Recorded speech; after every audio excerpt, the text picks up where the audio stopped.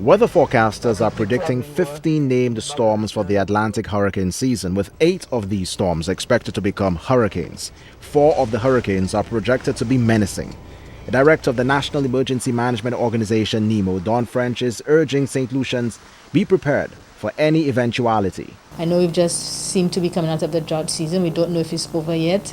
So we really have a mixed bag for the next few months as to what are we preparing for, a lengthened dry season or an intense hurricane season. Either way, excuse me, we ask people to continue their preparations, double check their insurances, particularly new homeowners, for flooding, subsidence, landslide. Take a look at their drainage, both ground drainage and guttering around their home. Start looking at stockpiling in some foods and their basic medicines.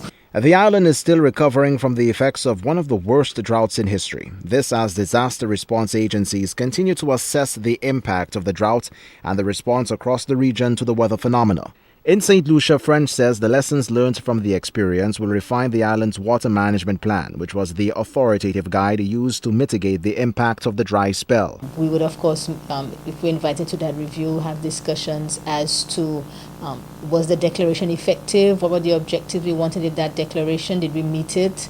Other agencies having different roles to play. Did they feel that they had achieved what they could have done to the best of their ability? And whatever the answer is, whether yes or no, we then feed it back into the plan. Meanwhile, leading agricultural and disaster officials have warned intense rain after the severe drought could result in landslides and flooding due to the impact of the intense heat on the landscape. French says residents in high elevations and low-lying areas, as well as farmers, need to be vigilant. It got so dry and hard that the earth cracked, and we were concerned that the rains would just come as a deluge, and then the earth would not have the ability to soak up the soil. Because for any one of us who were using our grey water, as we call it, the water we have left when we wash dishes, etc., to water our plants, we'll know that you had to drip it, because if you just threw the water, the earth would not absorb it. And so that was the fear, that we would have flood and landslide, as you can see right now that is happening in Jamaica.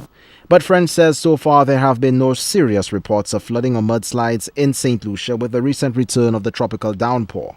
The disaster emergency official advises that St. Lucians contact NEMO for hurricane tips and the recommended shopping list of items to survive the aftermath of a natural disaster.